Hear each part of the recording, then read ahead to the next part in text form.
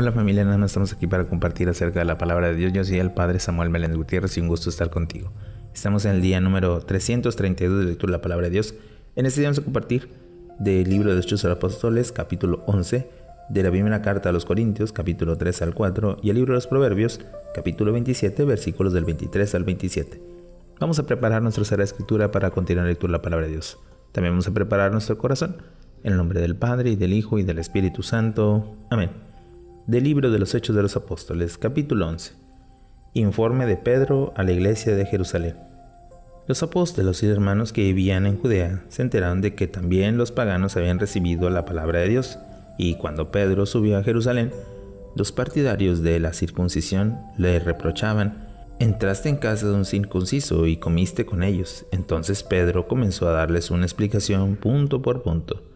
Yo estaba en Jaffa, orando, cuando caí en éxtasis y tuve una visión, una especie de lienzo grande, colgado por las 4 puntas, descendió del cielo y vino hasta mí. Yo lo miraba con atención y vi que estaba lleno de animales, cuadrúpedos, bestias, reptiles y aves.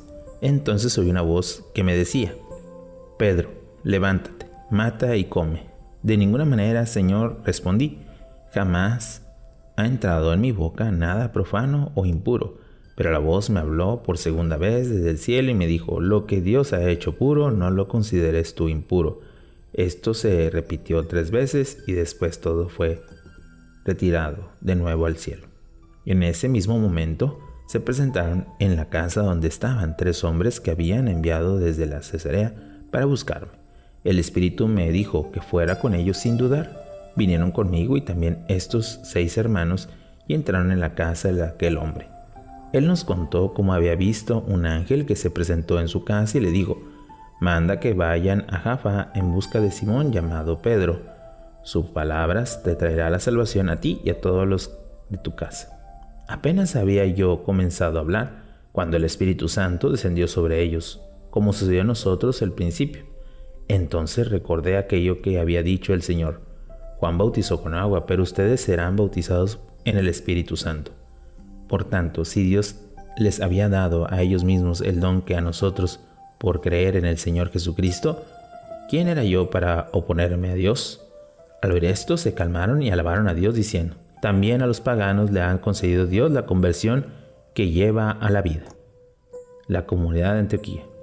Los que habían dispersado a causa de la persecución provocada por el caso de Esteban llegaron hasta Fenicia, Chipre y Antioquía, pero solamente predicaban la palabra a los judíos.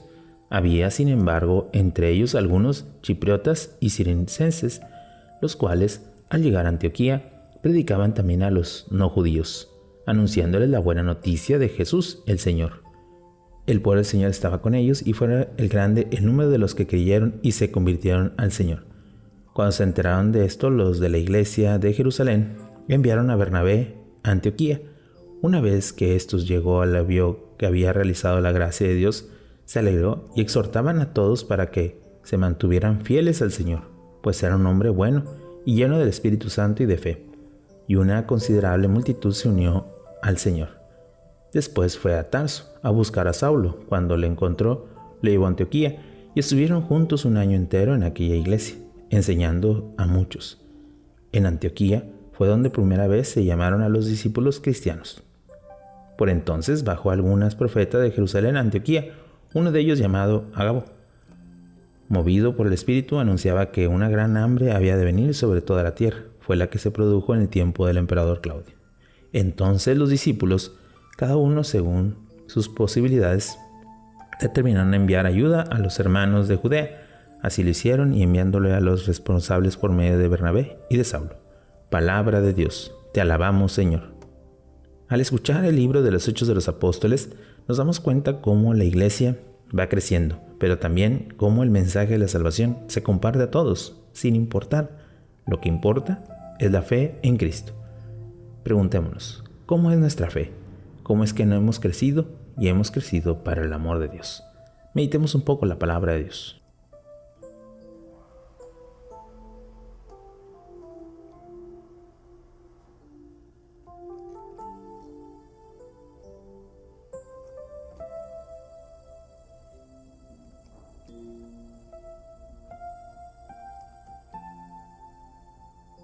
Habiendo meditado el libro de Hechos Apóstoles, pasemos ahora a la primera carta a los Corintios, capítulo 3. Inmadurez de los Corintios. Por mi parte, hermanos, no pude hablarles como a quien posee el Espíritu, sino como a gente inmadura, como a cristianos en edad infantil. Les di a beber leche y no alimento sólido, porque aún no podían asimilarlo. Tampoco ahora pueden, ya que siguen siendo inmaduros. Mientras haya entre ustedes envidias y discordias, ¿no es señal de inmadurez y de un actuar con criterios puramente humanos? Pues cuando uno dice yo soy de Pablo y otro yo de Apolo, ¿no está produciendo solo a los humanos? Todos somos servidores y colaboradores de Dios. ¿Por qué? ¿Qué es de Apolo? ¿Qué es Pablo? Simples servidores por medio de los cuales ustedes llegaron a la fe, cada uno según el don del Señor les concedió. Yo planté, Apolo regó, pero el que hizo crecer fue Dios. Ahora bien, no cuente ni el que planta ni el que riega. Dios, que hace crecer, es el que cuenta. El que planta y el que riega forma en todo. Cada uno, sin embargo, reciba su recompensa conforme a su trabajo. Nosotros somos colaboradores de Dios. Ustedes campo que Dios cultiva, cosa que Dios edifica.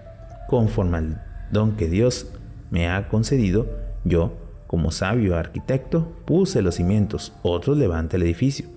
Pero que cada cual mire cómo construye. Desde luego, nadie puede poner un cimiento distinto al que ya está puesto, y este cimiento es Jesucristo. Sin embargo, se puede construir sobre él con oro, plata o piedras preciosas, o bien con madera, heno y paja. El día del Señor pondrán de manifiesto la obra de cada cual, porque ese día vendrán con fuego y el fuego pondrá a prueba la obra de cada uno. Si la obra de quien alguien realizó resiste, eso recibirá premio, pero si derrumba bajo las llamas, sufrirá daño. Él, sin embargo, se salvará, pero ¿como quien escapa de un incendio? Templos de Dios y posesión de Cristo. ¿No saben que son templos de Dios y que el Espíritu de Dios habita en ustedes? Si alguno destruye el templo de Dios, Dios lo destruirá a él, porque el templo de Dios es santo, y ese templo son ustedes. Que nadie se engañe. Si alguno de ustedes piensa que es sabio según los criterios de este mundo, hágase necio para llegar a ser sabio, porque la sabiduría del mundo es necedad a los ojos de Dios. Pues dice la Escritura, Dios es quien atrapa a los sabios en sus astucia. Y en otra parte el Señor conoce los pensamientos de los sabios y sabe que en sus vanos. Por tanto, nadie se sienta orgulloso de quien son solo hombres, porque todo es ustedes, Pablo, Apolo, Pedro y el mundo, la vida, la muerte, lo presente, lo futuro, todo es de ustedes, pero ustedes son de Cristo y Cristo es de Dios. Capítulo 4. Ministro de Cristo. Que se nos tenga, por tanto, como ministro de Cristo, administradores del misterio de Dios. Ahora bien, lo que exige a los administradores es que sean fieles. En cuanto a mí, bien poco me importa el ser juzgado por ustedes o por cualquier tribunal humano. Ni siquiera yo mismo me juzgo. De nada me remuerde la conciencia, aunque no por esto me considero inocente. Por quien me juzga es el Señor. Así pues, no juzguen antes de tiempo. Dejen que venga el Señor, e iluminará lo que se esconde en la oscuridad y pondrán de manifiesto las intenciones del corazón. Entonces cada uno recibirá de Dios la alabanza que merezca. Hermanos, en atención a ustedes me he puesto como ejemplo junto con Apolo para que aprendan en nosotros aquel de no ir más allá de lo que está escrito, y para que nadie tome de partido en favor de unos o contra otros, pues quien te hace superior a los demás. ¿Qué tienes que no hayas recibido? Y si lo has recibido, ¿por qué te enorgulleces como si no hubieras recibido? El ministerio apostólico. Así que ya estás satisfecho. Ya son ricos y han llegado a ser reyes sin contar con nosotros. Ojalá lo fuera de verdad, para que también nosotros reinaremos con ustedes. Pues, al parecer a nosotros los apóstoles Dios nos ha destinado al último lugar como considerados a muerte. Nos ha convertido en un espectáculo para el mundo, tanto para los ángeles como para los hombres. Así que nosotros somos unos necios por Cristo, y ustedes sabios en Cristo. Nosotros débiles y ustedes fuertes, ustedes alabados, nosotros despreciados. Hasta el presente nos hemos padecido más que hambre, sed, desnudez y malos tratos.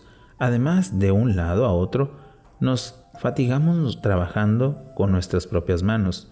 Nos insultan y nosotros bendecimos. Nos persiguen y lo soportamos.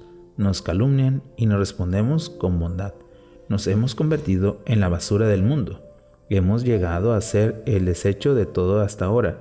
No le he escrito esto en la intención de avergonzarlos, solo quiero amonestarlos como a hijos míos muy queridos, porque aunque tuviera 10,000 maestros en la vida cristiana, padres no tienen muchos. He sido yo quien los engendré a la vida cristiana por medio del Evangelio. Les pido por tanto que traten a imitarme. Por eso les he enviado a Timoteo, mi hijo querido y fiel en el Señor. Les he recordado el modo de conducir como cristiano, cosa que voy a enseñar por todas partes en todas las iglesias. Algunos se han envalentonado, pensando que no iré a visitarlos, pero sí iré, y pronto, si el Señor lo quiere. Veré entonces si los hechos de esos valientes son tantos como sus palabras, porque el reino de Dios no se considera con palabras, sino en hechos. ¿Quién prefieres? ¿Que la visite como vara en la mano o que con amor espíritu de mansedumbre? Palabra de Dios. Te alabamos, Señor. San Pablo quiere sobre todo orientar al pueblo de Dios que se le ha encomendado, siendo un ministro fiel. Y es importante cómo es que nosotros aceptamos esa palabra. ¿Cómo aceptas la palabra de los ministros que algunas veces, cometiendo sus errores y también teniendo pecados, son receptores de la gracia? Cómo te la comparten y sobre todo cómo la dirigen hacia ustedes, hacia el pueblo de Dios. Y sobre todo a todos los que quieren en Cristo. Meditemos un poco la palabra de Dios.